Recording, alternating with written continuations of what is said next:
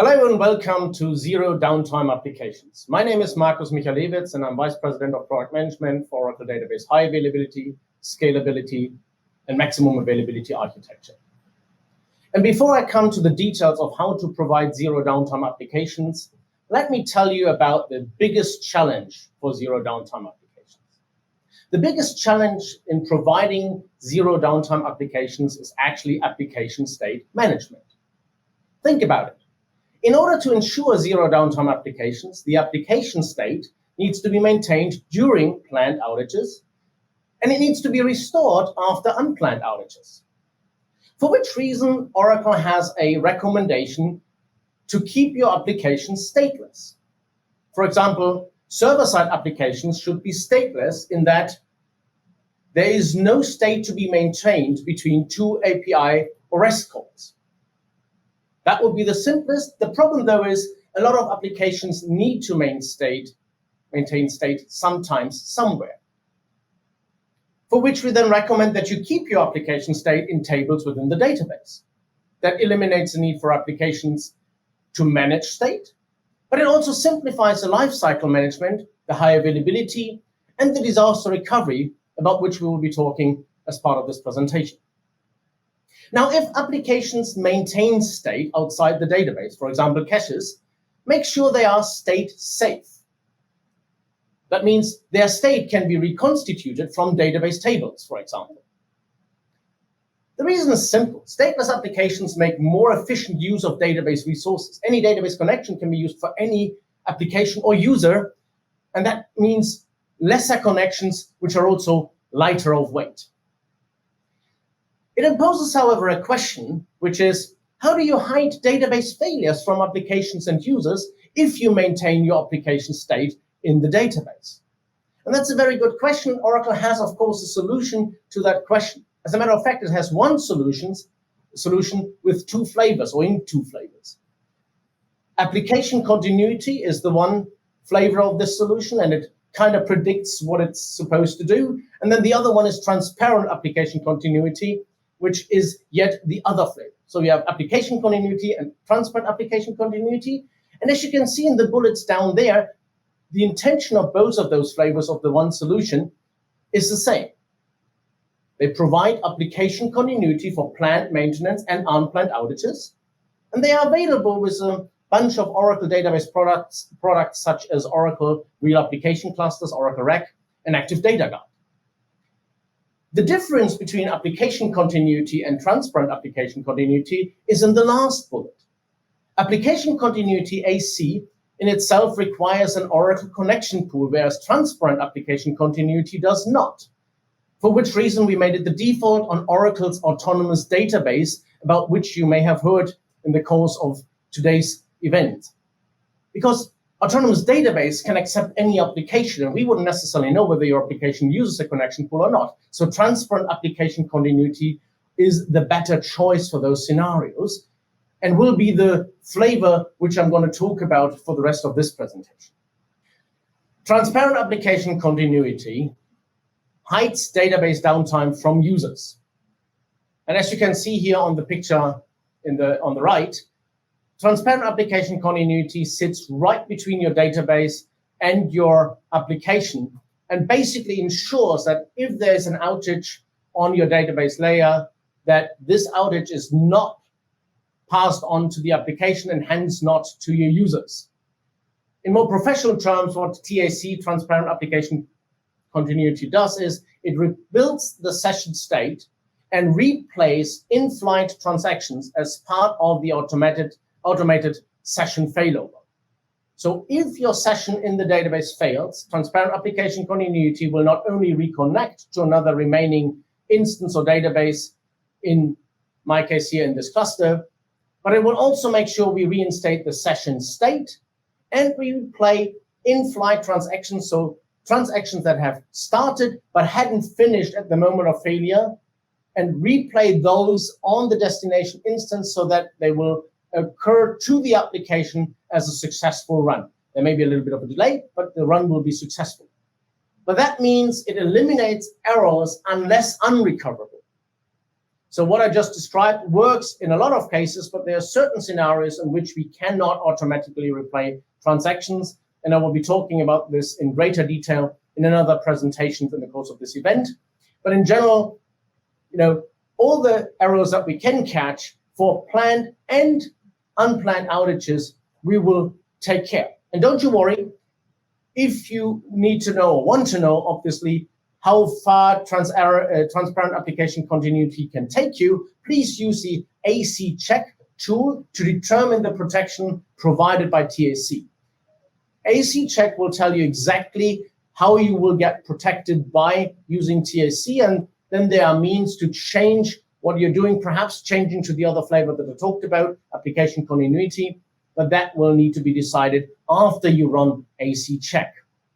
In general, TAC aims to ensure that you will not get exceptions during outages, as shown here in my picture, as opposed to getting certain exceptions when TAC is not used. The way we do this under the covers is by using fast application notification, in short FAN, and a solution or an approach that is called draining. FAN basically notifies clients of database status changes. So instead of waiting for what happens on the database itself will inform the client. That's either the driver or the connection pool. TAC works with both. And then the driver or the connection pool will do the right thing together with TAC and the database to reinstate your sessions and replay your transactions as formerly described. The other part, draining, helps more with plant maintenance in that it basically reduces the amount of work that a node is running because you want to take down that node or instance for plant maintenance purposes. It isn't a good idea to take down a node or instance for maintenance when it's under full load. So better to drain the workload down until it's minimal and then move the other sessions over to another instance and take care of the maintenance that you need to perform on that one instance or node. Last but not least, I want to say that TAC has been around for a while, but it's probably best used with Oracle Database 19c, including 19c drivers and an Oracle-compatible connection pool, which, as I mentioned before, would be a requirement have you ever got to go to using application continuity. For that reason, TAC is our default choice, and I hope you can see why. Now, don't take my theoretical word for how AC works. We have prepared a demo for you where we show you how transparent application continuity works and what benefits it gives for the cases I've just discussed.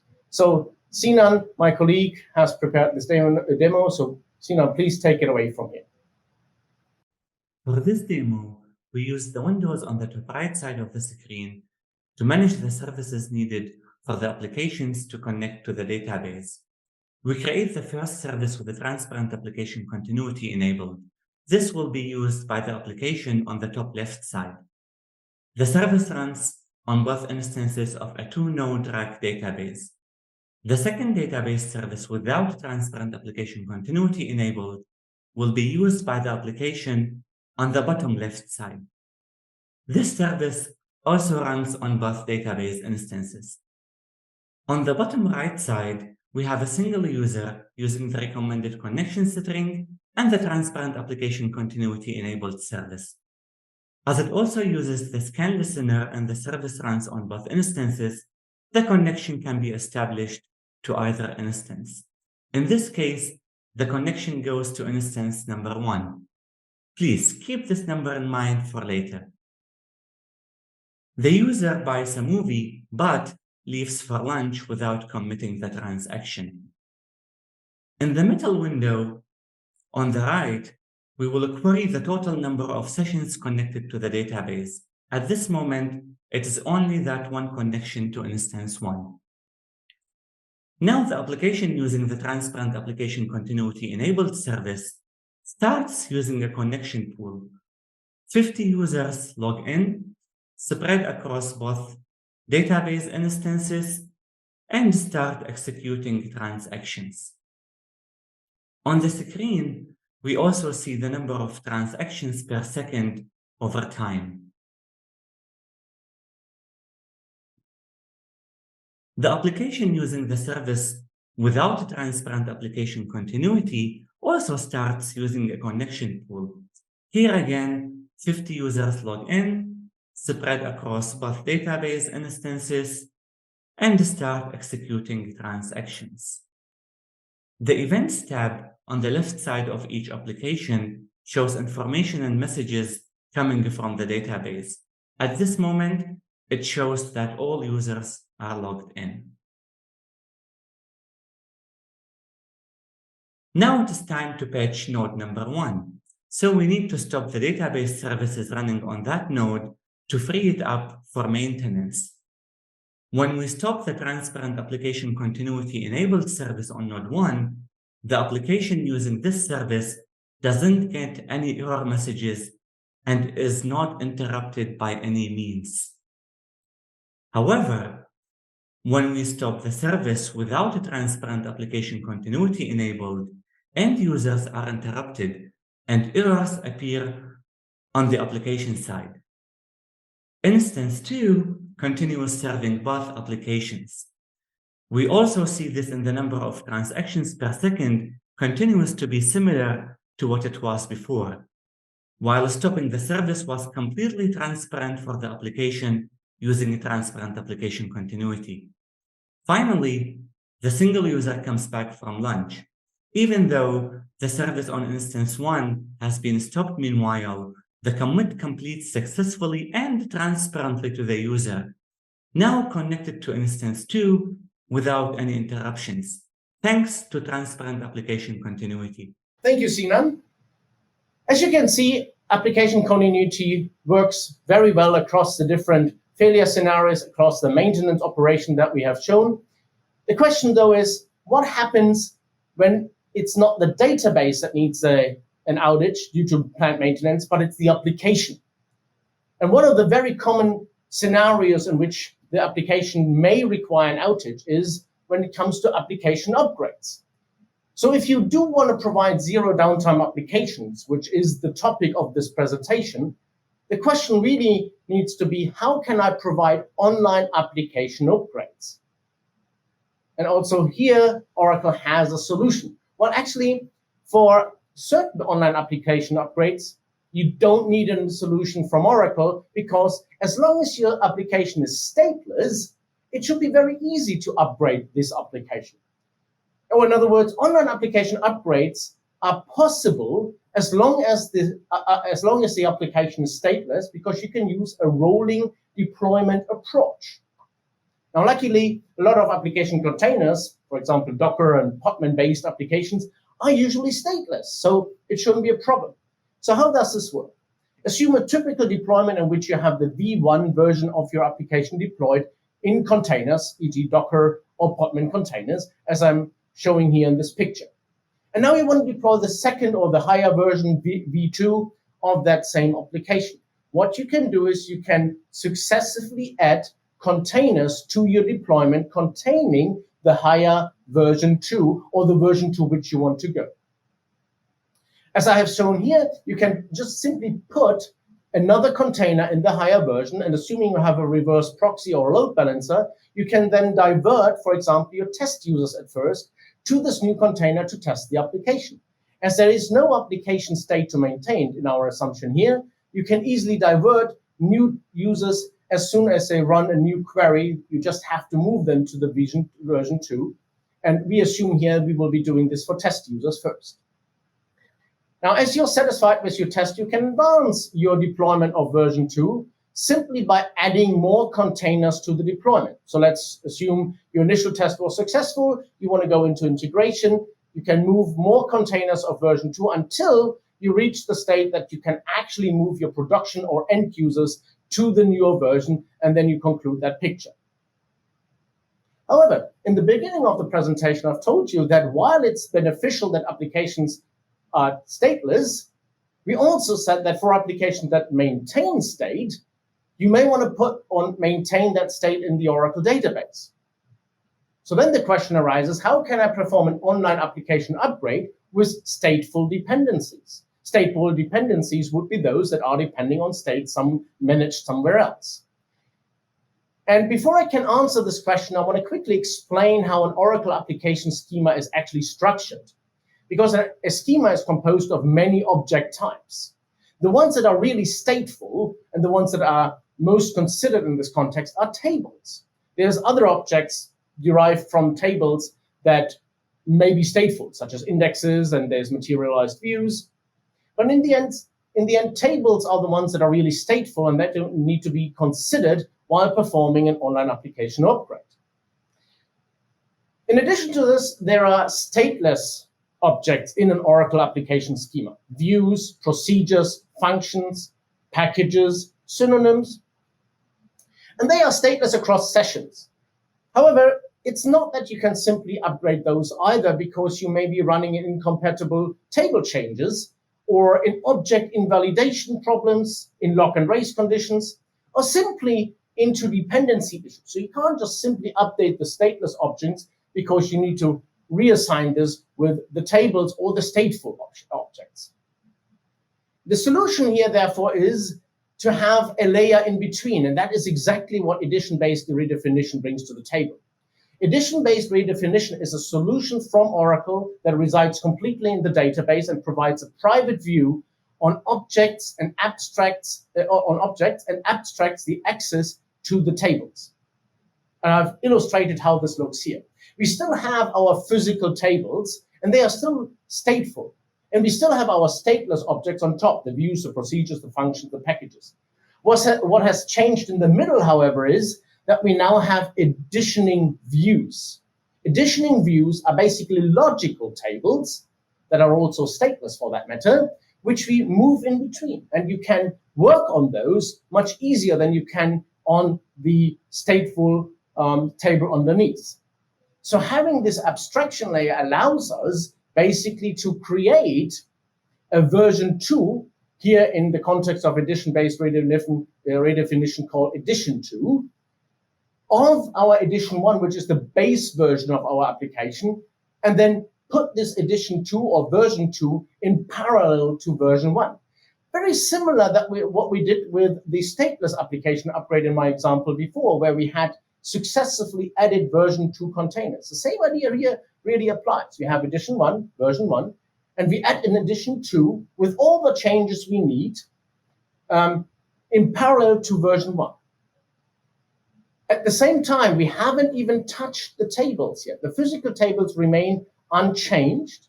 All what we have done is we have added a second edition containing all the stateless objects, including the editioning views, so we can operate on those while we maintain the physical tables and allow different application versions, edition 1 and edition 2, to operate at the same time. Sounds complicated, right? Don't you worry. Instead of continuing to explain it, let me briefly show you a demo. And I have asked my colleague Ludovico to show us how edition-based redefinition works. So please, Ludovico, show us how edition-based redefinition works in the real world. MovieStream is an example of online application for video rental. As it's online, we want to achieve rolling upgrades by upgrading one application node at a time. To demonstrate edition-based redefinition, we take the customer table that contains the column country, country code, and continent. And for the next version, we want to keep just country code and reference 2 new tables, countries and continents, using 2 cascading foreign keys. We will use edition-based redefinition to do the rolling upgrade without application impact.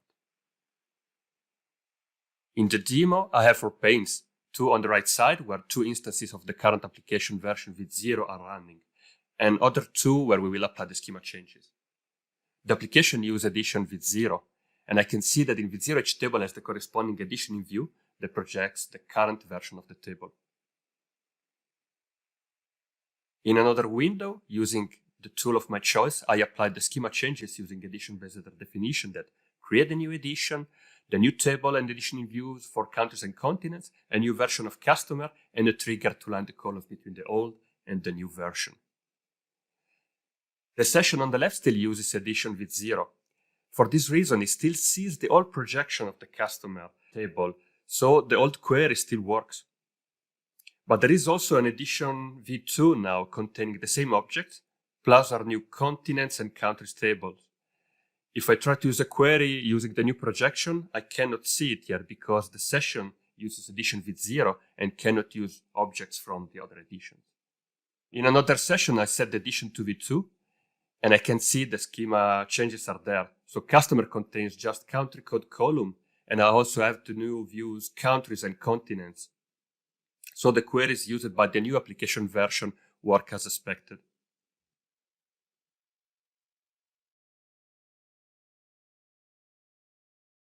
Now I can stop one application instance on the bottom right pane and run the new version. There are no conflicts because each version sees its own projection. So at this stage, I'm actively using two different application versions.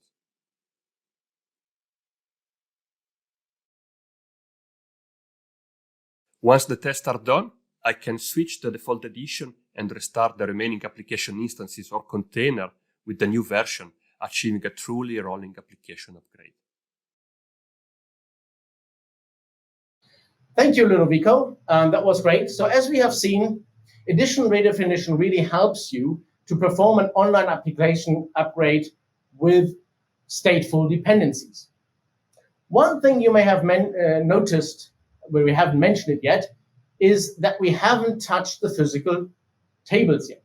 Or what we have done is changed the edition, the version of the application so that the newer version can be used by your application stack.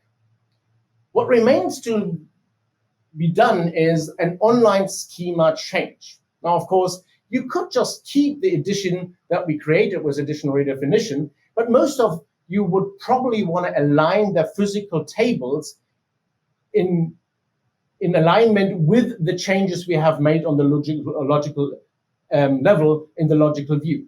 If you want to do this, eventually you need to come to the point that you change your physical tables, and that can be done with online schema changes. And now don't get me wrong, online schema changes may be required even outside of redefinition. In other words, there can always be a time when perhaps a table needs modifications, such as move and shrink, or perhaps a partition needs a modification, or an index needs to be recreated or rebuilt just because the index or the table or the partition changed underneath.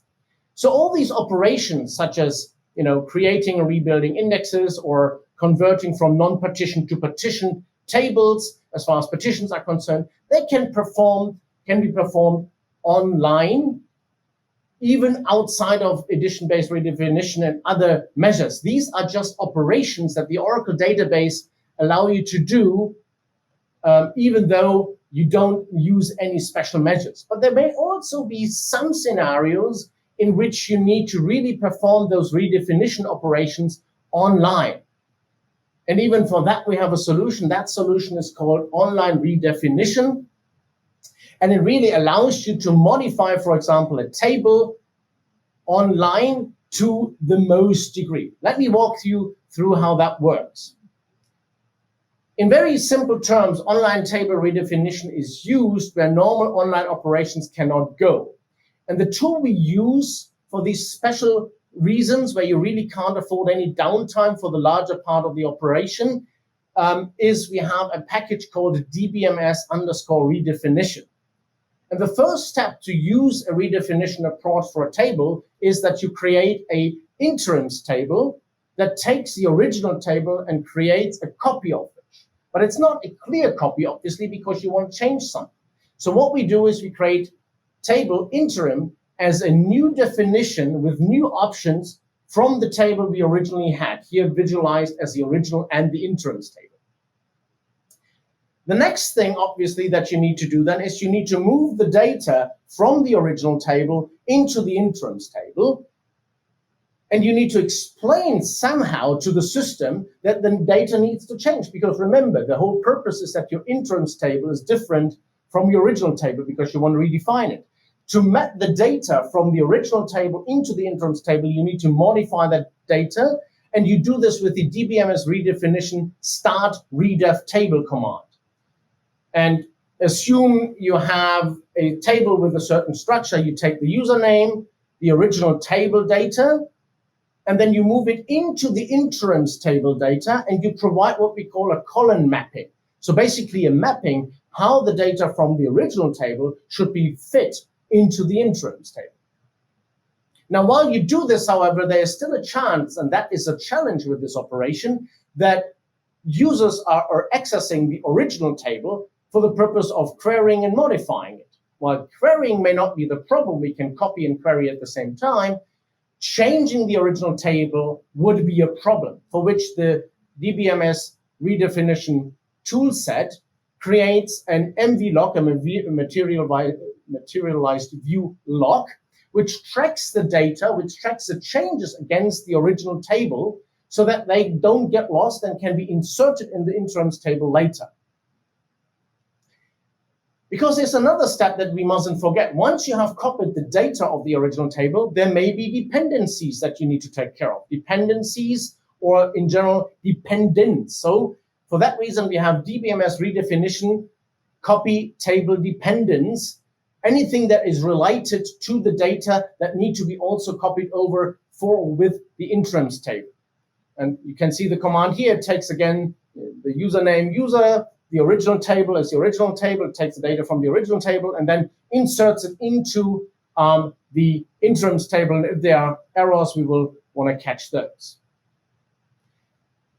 Last but not least, when the data from the original table is all inserted into the interims table, you need to apply the changes that have accumulated in the meantime, stored and tracked in the MV log, and apply the delta to the interims table. And also for that, we have a command. It's called DBMS redefinition finish redef table, because it's basically finishing up all the data related work on those two tables.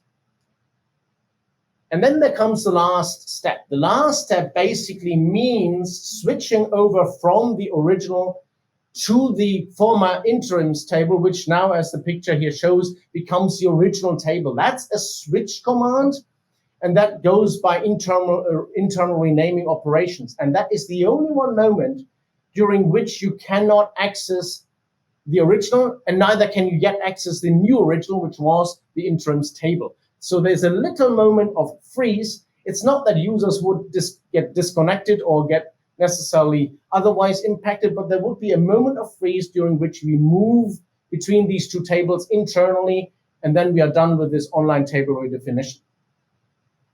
Again, a very theoretical description of what really happens and some background of what happens in the back, some information what happens in the background.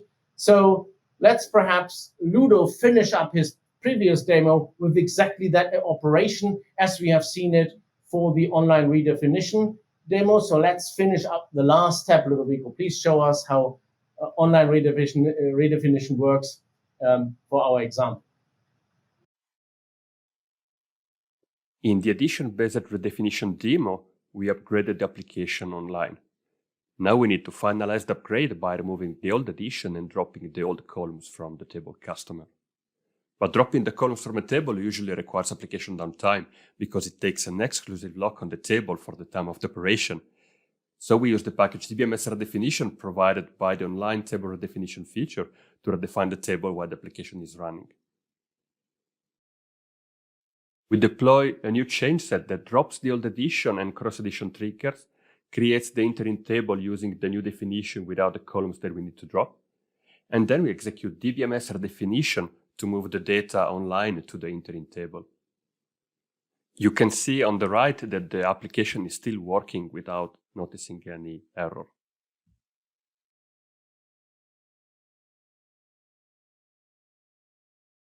At the end, you can see that the table layout has changed. We have dropped the columns country and continent while the application was running. Thank you, Ludovico. That was great. So I hope today I've shown you how we can ensure zero downtime applications. In summary, the general guidance that we have for you is to keep your applications running by storing the application state in database tables and hiding database outages from users with transparent application continuity. The logic is very simple. If you put your application state into the database, You want to make sure that your application isn't impacted by outages of that very same database, and transparent application continuity can help with that, as we have shown. There is, however, the other part of the question: what happens if my application itself needs to an upgrade, needs to be modernized, and needs to be upgraded to a newer version? And for that reason, we suggest you perform online application upgrades in a rolling fashion, which works very easily for stateless applications, but as we have shown, even works for applications with stateful dependencies, at least when you can use Oracle edition-based redefinition. Last but not least, please don't accept downtime for schema changes. Whether those schema changes are a result of you operating during an online upgrade of your application with or without edition-based redefinition, or just because a table has become outdated over time, you can always use Oracle's online operations, including online table redefinition, to make those changes to the schema. If you do all three of these things, we hope you can enjoy zero downtime applications and would like to see you next time. Before you go, however, please note that we do have ways for you to try a lot of these technologies that I talked about today, especially as part of our live labs, which are here called the developer oracle.com live labs. With that said, thank you so much for staying with me. I hope you enjoyed that presentation and the rest of the event. And if you have any questions, please feel free to reach out. Thank you.